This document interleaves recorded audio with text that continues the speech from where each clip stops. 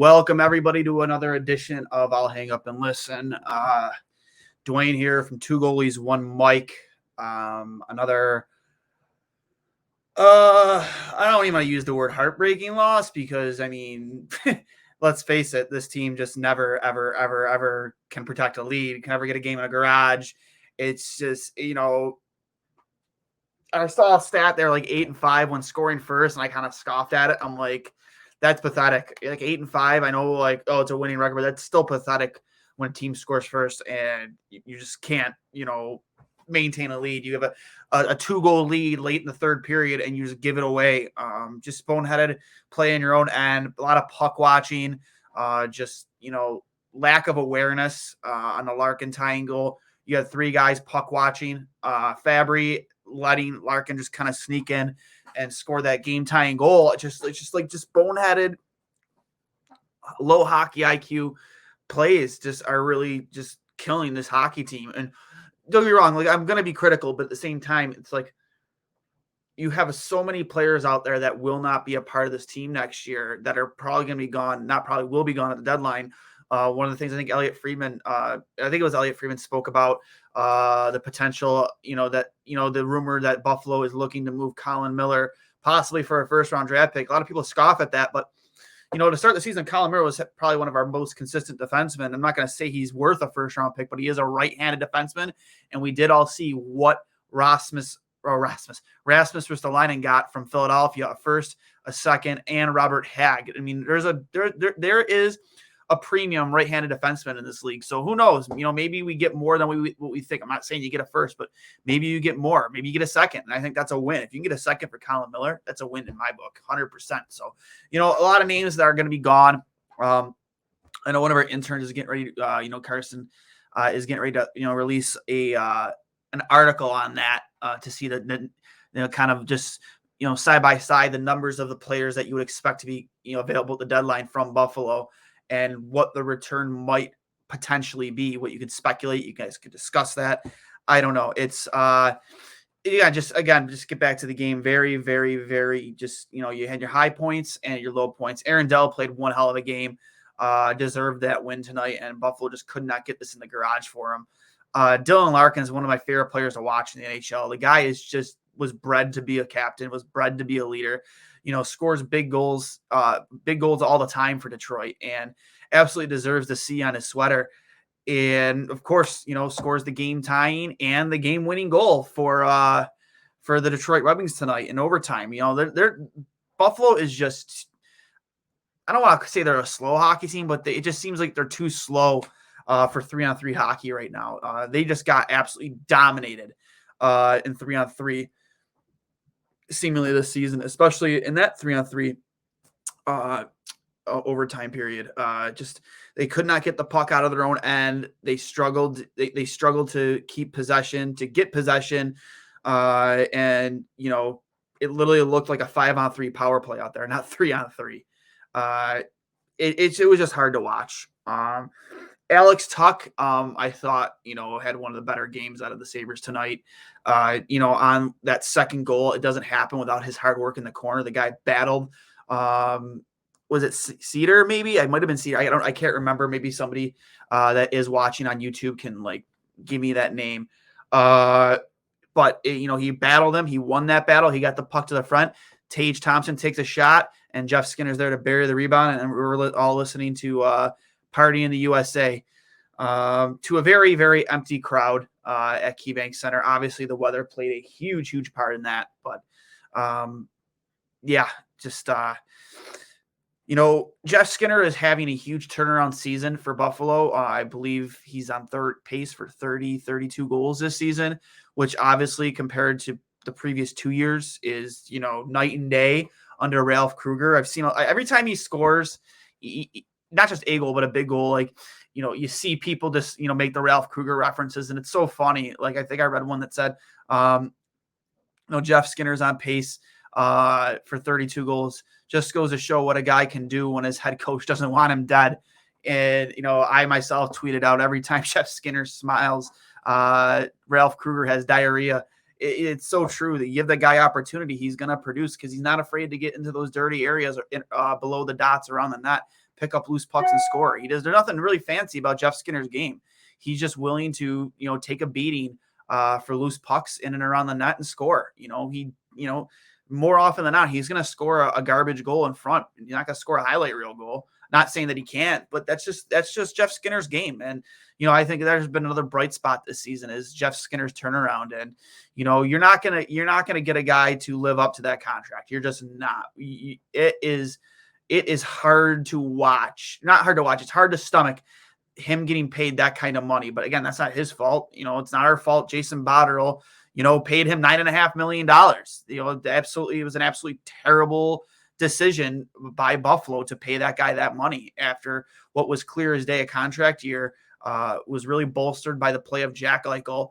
Jack Eichel is the biggest reason why Jeff Skinner got that contract. So, but to see him perform this well with no elite center, and really just be given more opportunities than he did under Ralph Kruger, it is, a breath of fresh air, and hopefully he's still young. He can carry that into the next couple seasons. Again, you're never going to get, the worth of that contract, but it is nice to see that he is, trending in the right direction. It's, I believe is that they have a back-to-back. I'm looking this up right now. Got to come back and go right back into it tomorrow against the Ottawa Senators, an Ottawa Senators team that is currently, let's see here, their record is they're 7th in the Atlantic Division. I don't have an actual record, but obviously they're not having this season that they would like. Their last game, which was Saturday, they boat raced the Edmonton Oilers, who's been an absolute shit show, 6-4. So, and, actually winning 2 games in a row after getting boat raced by the Maple Leafs on January 1st, had a long break, came back, won 4-1 against the Calgary Flames, and then again boat races the Edmonton Oilers 6-4. That's got to be a tough situation for Edmonton. I mean, Connor McDavid, Leon Draisaitl, 2 of the best players in the world, and they just can't figure it out. Whether it's in goal, defensively, they're just an absolute shit show, just as much as Buffalo. At least Buffalo, we know what this team is. They're a team about individual development this year, and individual development this year, and our expectations that we set the bar here, whereas Edmonton, it should be up here after making the playoffs last year. Like their bar needs to be up here, especially when you have 2 MVP players on your team, 2 guys that have won the Hart Trophy on your team. Mike Smith had a phenomenal season last year, and I know he's dealt with some injury stuff this year, so it's been inconsistent in net for them. I know they have Koskinen. I'm not sure, honestly, who's playing in that right now for Edmonton, but I know it's been an absolute shit show between the pipes for them this season. Played a big part in that. So, but getting back to tonight's Buffalo Sabres 3-2 loss to the Detroit Red Wings. Remember, this is brought to you by Outlet Liquor, the place to buy a case over on George Urban Boulevard. Make sure you get there for your game night plans this coming Sunday night. Bills and Chiefs. In the I believe this would be the conference championship game. I don't know. Is it divisional game? It's a divisional game, but make sure you get there for all your beverage needs for your playoff parties, and enjoy. They have a great selection over there at Outlet Liquor. Again, the place to buy a case. But again, getting right into it, we'll get you your goals, your points from tonight's game right here in one moment.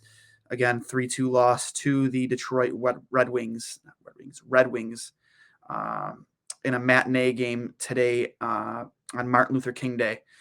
Dylan Larkin, obviously, both of Detroit's goal are 2 of Detroit's goals, 1 regulation game-winning goal in overtime, and Namestnikov shorthanded, especially coming right after a Buffalo Sabres goal. They get that power play on the goaltender interference challenge.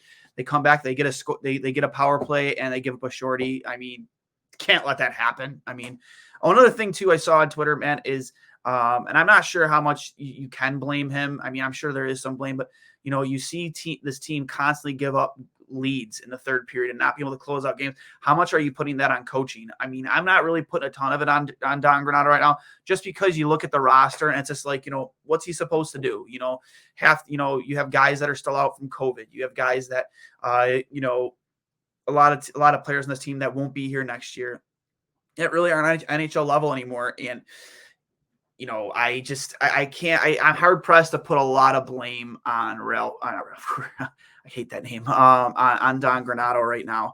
So, just addressing that was something that was in I mentions. I don't put a ton of blame on Don Granato with this roster. I mean, what are you supposed to do?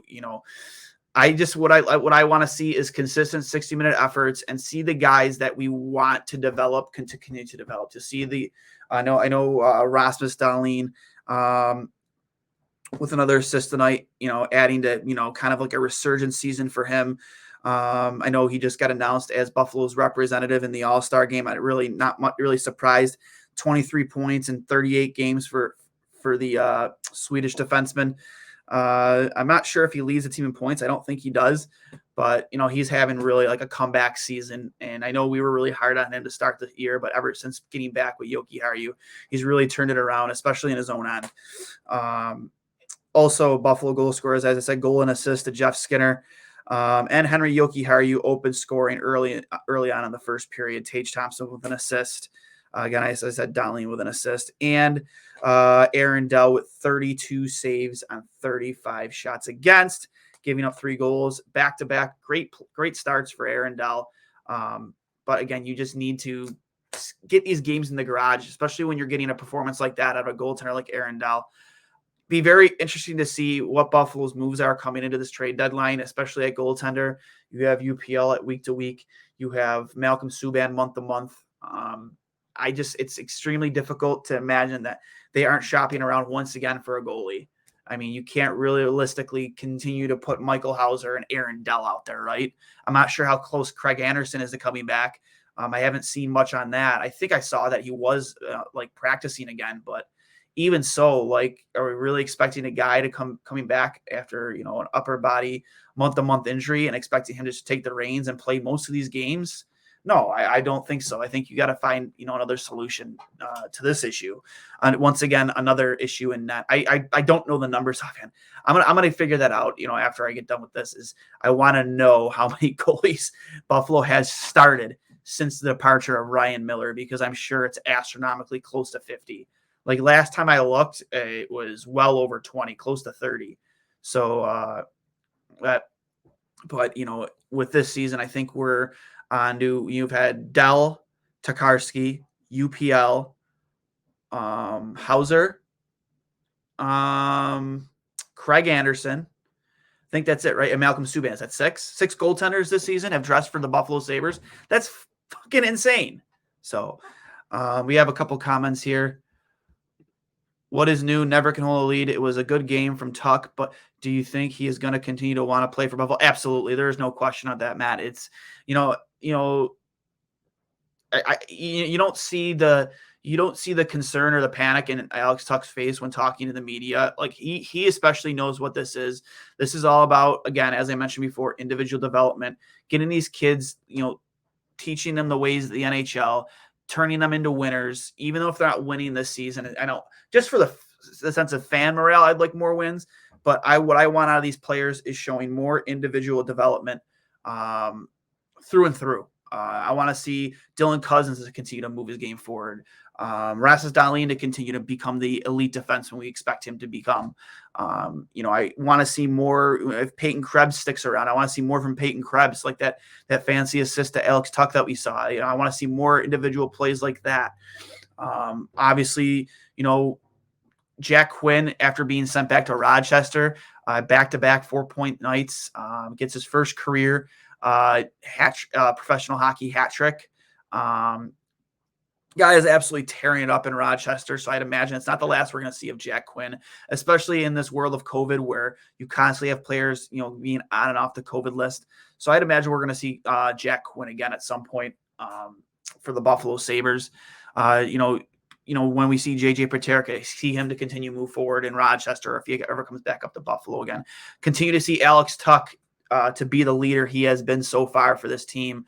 Again, I can totally see. I know Andrew Peters mentioned it on episode 81 of Two Goalies, One Mike, but I think that guy is the one you're making. Alex Tuch is born to be the captain of this hockey team. That's why I'm kind of holding out on buying my Alex Tuch jersey, because I think they're going to stick a C on it. I really do next year. I'm not saying a guy like Dylan Cousins isn't deserving of it, but he's still young. I mean, why put that type of pressure on a kid? Put an A on his jersey. Why put that type of pressure on him to be a captain this early in his career? But again, you see the further development of these young players, and I think I'm valuing that more right now. I'm not saying I value it more than wins, but I'm not as concerned with losing as I have been the previous 2 years, because as long as these players continue to develop, and you saw Kyle Okposo get hit from behind, and right away Dylan Cousins is sticking up for him, taking a cross-checking penalty. We haven't seen that kind of stuff in the last 3-4 years. You haven't seen that type of, willingness to stick up for your teammates, and you see it night in and night out from this kid. It's phenomenal. I think down the line, he's going to be a captain for this team. But I mean, I'm not really thinking about putting the C on his jersey right now. So, but again, another 3-2 loss, come right back tomorrow night against the Ottawa Senators.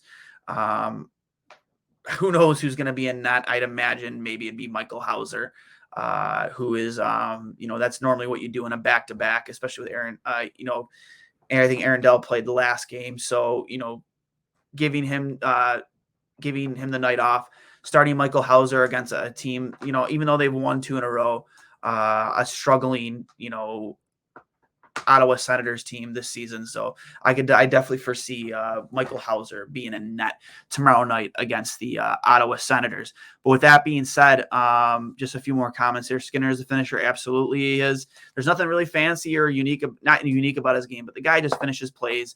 Again, gets his nose dirty and is willing to, instigate and draw penalties and score goals from, below the dots and around the net. How many often have we seen goals from Jeff Skinner like we saw today? So, Duane, I heard a rumor that the Sabres are interested in trying to land Holtby. Do you hear that? I have not heard anything about that, but honestly, it would not be surprising. He is the odd man out in Dallas. He is not starting.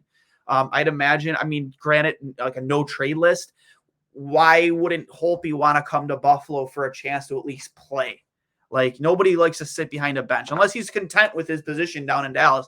I can imagine maybe him moving that to come to Buffalo just for an opportunity to play, to show that he can still play in this league. I'm not sure what his long-term goals are as a goalie in this league, if he still wants to be a starter or if he's content with being a backup.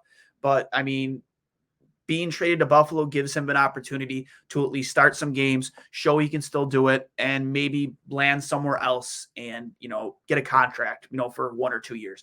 I don't know. I could definitely see that. I do think the Sabres are in the market for a goaltender. They should be. Again, granted, we'd have to give up anything from Malcolm Subban. It was future consideration. So I hope that that move comes sooner rather than later. Nothing against Aaron Dell, but I don't see him sustaining what he's done the last 2 games. Granted, he was on like a pretty good heater down in Rochester before coming to Buffalo. I think he went like 5-0, which I think you can, correlate to the way he's played in Buffalo the last 2 games. Because when you gain that confidence and that swagger down in Rochester, you bring that here to Buffalo, and he's playing with a lot of confidence. Right? Even though he lost tonight, he knows that game's not on him. So, if I'm Aaron Dell, I'm looking at that. I'm like, that's not on me. Like, if I get the call again tomorrow night or the next game, I have no reason to feel like I can't be there starting for the Buffalo Sabres. So that's a good thing. So, but guys, I will hang up and listen. I hope you guys are staying safe in this snowstorm. Remember, this is brought to you by Outlet Liquor, the place to buy a case. Get over there on George River Boulevard. Get yourself some adult beverages for the Bills game against the Chiefs on Sunday night. Remember, go Bills. Absolutely boat race the New England Patriots. Shut up all those stupid fans from New England. I shouldn't say stupid, but but they are. But the most annoying fan base in all of sports. Finally, I think not that they'll ever accept. I think they're accepting the fact that they are no longer the big dog in the AFC East, and they are now our bitches. Absolutely, go Josh Allen, QB1. Show Mahomes what's up on Sunday night. Let's make this run to the Super Bowl. This city deserves it. I am so I think somebody mentioned it on the radio. The one of the most intriguing things, is what a championship parade would look like in Buffalo. Just seeing how this fan base celebrates and tailgates and supports its team across the country, no matter where you are as a Bills fan, you're a part of Bills Mafia. I think a Buffalo Bills Super Bowl parade would be astronomical national news. So again, I'll hang up and listen, guys. Remember, go Sabres, go Bills, and stay safe out there. Stay indoors. Be safe if you are driving out there, and I will talk to you later.